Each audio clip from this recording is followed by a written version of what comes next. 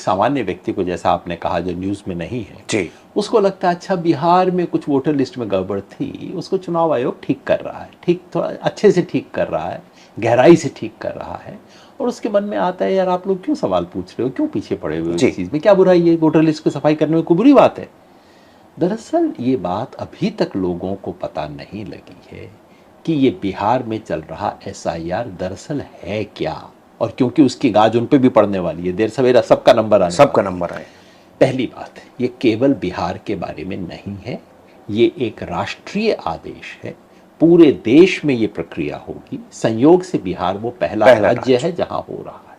Number 2, ये किसी बनी बनाई वोटर लिस्ट के रिवीजन की प्रक्रिया नहीं है। ये रिवीजन शब्द एकदम भ्रामक है। हम समझते हैं कि वोटर लिस्ट ये रही, उसमें गया, किसी का नाम काटा, किसी का नाम जोड़ा दिया। हाँ। ऐसा बिल्कुल नहीं हो रहा है। ये डी नोवो प्रक्रिया है, मतलब वोटर लिस्ट के संशोधन की नहीं, पुनर्लेखन की प्रक्रिया है। पुरानी वोटर लिस्ट को कूड़ेदान में डाल दिया और कहा कि अब हम नए सिरे से वोटर लिस्ट बनाएंगे। नंबर 2। नंबर 3, इसमें कुछ ऐसी चीजें हो रही हैं जो इस देश में अभूतपूर्व है। नंबर 1, इसमें पहली बात ये कि हर वोटर से कहा जा रहा है तुम अपना फॉर्म भरो, और फॉर्म भर के फला तारीख तक दे दोगे तो ठीक है, और अगर नहीं दे सके तो भैया तुम्हारा नाम वोटर लिस्ट से बाहर। 20 साल से आप वोट दे रहे हैं, 40 साल से आपके दादा इस देश के हर चुनाव में वोट दे रहे हैं, आके उंगली दिखाया करते हैं बड़े गर्व से। अब उनसे कहा जा रहा है कि आपने अपना फॉर्म नहीं दिया, मैं क्या करूं, आपका नाम बाहर। ऐसा इस देश में कभी नहीं हुआ। जो ओनस है वोटर बनने का, वो इस देश में हमेशा सरकार पे था कि आप हर एक का नाम जाके लिखिए, सबका नाम डालिए। अब उसे पलट के वोटर पे डाला जा रहा है कि तुम्हारी प्रॉब्लम है, तुम्हें तुम्हारी जिम्मेवारी है, तुम भरवाओ तो ठीक, नहीं तो नहीं। इसका क्या खतरनाक अंजाम है मैं आपको बताऊंगा।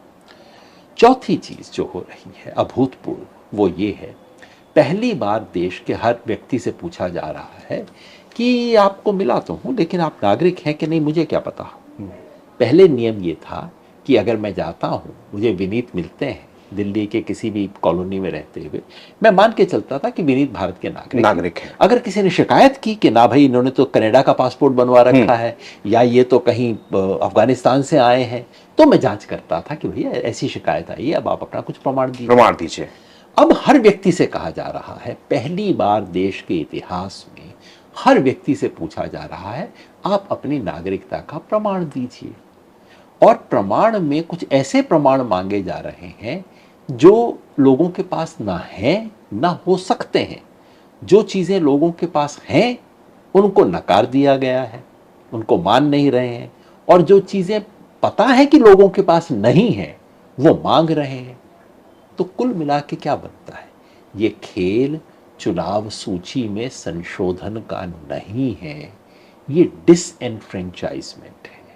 मतलब जो लोग वोटर लिस्ट में हैं उनमें से कुछ लोगों को वोटर लिस्ट से बाहर किया जाए, उसका खेल है।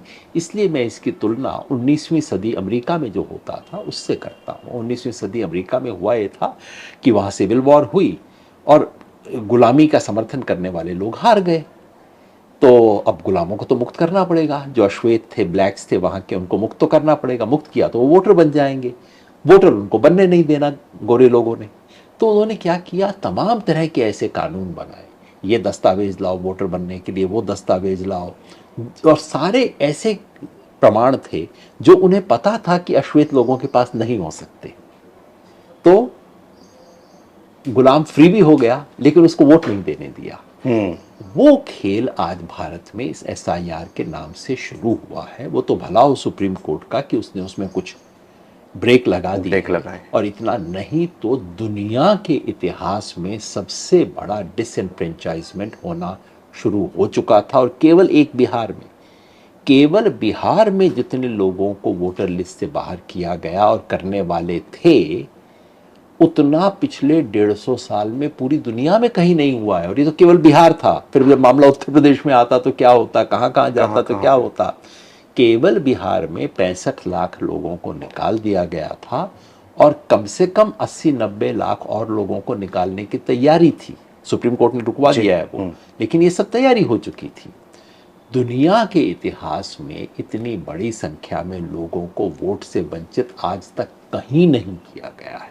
इसलिए बहुत बड़ा मामला है। इसलिए मैं चाहता हूं कि सामान्य लोग समझें, ये सिर्फ बिहार की वोटर लिस्ट में थोड़ी बहुत गड़बड़ी को ठीक करने का कोई तरीका नहीं है। ये इस देश के लोकतांत्रिक व्यवस्था की बुनियाद को पलटने की कोशिश है। चलिए।